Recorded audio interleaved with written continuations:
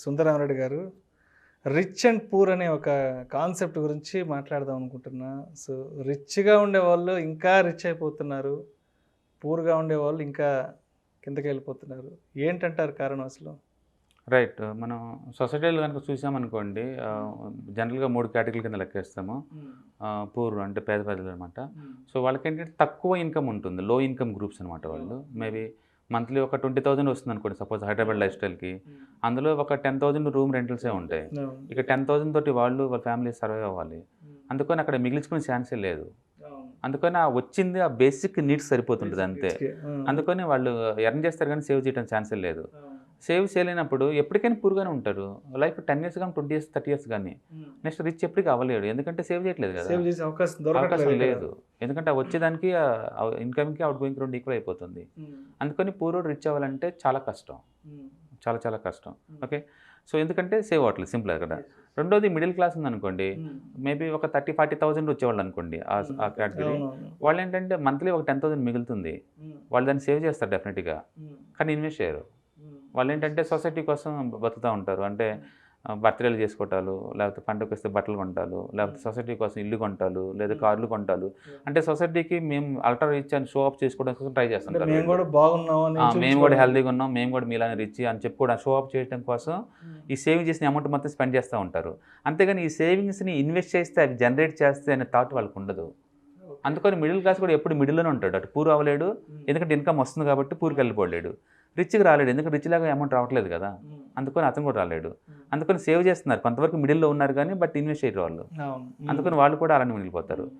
ఈ వెల్తీ పీపుల్‌కైతే వాళ్ళకి తెలుసు వాళ్ళకి. వాళ్ళ యాటిట్యూడ్ తేడా ఉంటుంది. వాళ్ళ high income group by default. హ్మ్. హై ఇన్‌కమ్ ఉంటే అన్ని అడ్వాంటేజే కదా వాళ్ళకి. సపోజ్ మంత్లీ ఒక 50,000 లేదా ఒక 1,00,000 ఇన్‌కమ్ ఉందనుకోండి. హ్మ్. ఈ బేసిక్ నీడ్స్ ఇవన్నీ పోంగూడా మంత్లీ ఒక 50,000 మిగులుతున్నాయి అనుకోండి.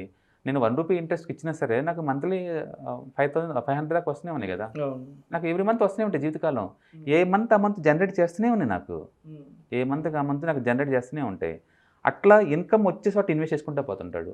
ఆ పెట్టే కొద్దీ అతనికి ఇంకా ఎక్కువ ఇంట్రెస్ట్ అనిపిస్తది. ఓకే. ఓకే. ఆ! అందుకని సొసైటీకి షో ఆఫ్ చేసుకునేంత టైం ఉండదు. హ్మ్. కారులో తిరగాలన్న మోజు ఉండదు. హ్మ్. ఇల్లు కొని ఇది చేయాలన్న అంత అంత ఉండదు. అందుకని ఆళ్ళ లైఫ్ చాలా సింప్లిఫై ఉంటది. సో, వచ్చిన దాన్ని వచ్చినట్టు మల్టిపుల్ చేసుకుంటూ వెళ్తా ఉంటారు. వెళ్ళిపోతా ఉంటాడు. ఎందుకంటే వాడికి మిగులుతుంది కాబట్టి మిగులుతుంది. ఇన్వెస్ట్ ఆ! చేస్తారు. ఊహించుకోండి ఏదైనా మ్యూచువల్ ఫండ్‌లోనో, ఇండెక్స్ ఫండ్‌లోనో పెట్టారనుకోండి. హ్మ్. యావరేజ్ రిటర్న్స్ ఒక 15% వేసుకున్నా సరే హ్మ్. 1,00,000 అంటే నీకు 1,500 బ్యాక్ వస్తూనే ఉంది ఎవ్రీ మంత్. అవును. ఒకసారి కాదు ఎవ్రీ మంత్ హ్మ్. జీవితకాలం వస్తూనే ఉంది. హ్మ్. ఊహించండి ఎవ్రీ మంత్‌ది రకరకాల ఫండ్స్‌లో పెడతా ఉంటుంటే ఎవ్రీ మంత్ ఒక్కొక్కటి 1,500 చొప్పున జీవితకాలం తరతరాలు వస్తూనే ఉంటది ఆళ్ళకి. అవును. సో, అందుకని ప్యాసివ్ ఇన్‌కమ్‌తో టూ మచ్‌గా ఉంటది ఆళ్ళ దగ్గర. హ్మ్. అందుకని రిచ్ కిడ్స్ వర్క్ చేయరు ఒకళ్ళ కోసం. హ్మ్. వాళ్ళు వర్క్ చేయరు. ఎందుకంటే ఈ ఈ అసెట్స్‌ని ఎలా మేనేజ్ చేయాలో నేర్చుకుంటారాళ్ళు. వాటి చేత వర్క్ చేయించుకుంటారు. So, money as a tool అనమాట వాళ్ళ దృష్టిలో. హ్మ్. దాని చేత వర్క్ చేయించుకుంటారు. ఈళ్ళు వర్క్ చేస్తే ఏం చేస్తారండి? డైలీ 24 అవర్స్ నువ్వు ఏం వర్క్ చేయలేవు అంతకు మించి బియాండ్. అవును. అందుకని వాళ్ళేంటంటే మనీ వర్క్ చేయించుకుంటా ఉంటారు. హ్మ్. తద్వారా మనీ ఎక్కువ గ్యాదర్ చేస్తా ఉంటారు. అందుకని ఈ పూర్ పీపుల్‌కి, ఈ వెల్తీ పీపుల్‌కి మధ్య డిఫరెన్స్ ఏందంటే హ్మ్. వాళ్ళచ్చం బేసిక్ నీడ్స్‌కి ఎనఫ్ ఎర్నింగ్స్ ఉంటాయి వాళ్ళకి. హ్మ్. అందుకని యాటిట్యూడ్ కూడా లోలో ఉంటది. అంతకు మించి అవును. డెవలప్ అవ్వలేరు. అవును. రిచ్ వోళ్ళేంటంటే ఆ సర్కిల్ అలా ఉంటుంది. ఆ ప్యాసివ్ ఇన్‌కమ్ మీద థాట్స్ ఉంటాయి. హ్మ్. ఎప్పుడు ఎక్కడ ఇన్వెస్ట్ చేయాలా? ఎక్కడ ఎక్కువ రిటర్న్స్ వస్తాయి? ఇలా థింక్ చేస్తా ఉంటారు. ఒక ముందు చూపు అనేది ఎప్పటికప్పుడు చాలా చాలా ఉంటుంది. ఉంటది. హ్మ్. అందుకని. కాపోతే ఇప్పుడున్న మోడర్న్ ఏజ్‌లో పర్టిక్యులర్‌గా ఈ ఇంటర్నెట్, నీట్ ఈ రోజుల్లో హ్మ్. పూర్ కూడా రిచ్ అవ్వడం చాలా ఈజీ ఇంతకు ముందుతో పోల్చుకుంటే. హ్మ్. ఒకప్పుడు అలా ఉండేది కాదు. హ్మ్. ఇప్పుడు చూసుకోండి మ్యూచువల్ ఫండ్స్ అనేది మాస్ సొసైటీలో బాటమ్ సైడ్‌కి వచ్చేసినాయి. ఇంటర్నెట్ వచ్చేసింది. మొబైల్ వచ్చేసింది. యాక్చువల్‌గా mobile itself is very weapon అండి అది బాగా యూజ్ చేసుకునే వాళ్ళకి. అవును. Okay. So, pay your self first అని చెప్పేసి 1930లో వచ్చిన బుక్ అది. హ్మ్. పే యువర్ సెల్ఫ్ ఫస్ట్ అనమాట. హ్మ్. మీకు నిజంగా రిచ్ అవ్వాలనుకుంటే హ్మ్. మంత్లీ ఒక 20,000 సాలరీ అనుకోండి. హ్మ్. పక్కకు తీయండి ఒక ₹1,000 జస్ట్ ఒక అవును. 5%, 10% పక్కన పెట్టండి. ఈ అమౌంట్‌ని ఎవ్రీ మంత్ ఇన్వెస్ట్ చేసుకుంటూ పోవటం ద్వారా హ్మ్. ఒక 25, 30 ఇయర్స్ కల్లా నీకు 2, 3 కోట్లు వచ్చేస్తాయి. నువ్వు కూడా పాసివ్ ఇన్‌కమ్ జనరేట్ చేసుకోవచ్చు. అంటే వెల్తీ అంత స్పీడ్‌గా నీకు రాకపోవచ్చేమో గానీ, హ్మ్. నువ్వు కూడా నీ ఫ్యామిలీని దరిద్రానికి దూరంగా తీసుకెళ్ళొచ్చు.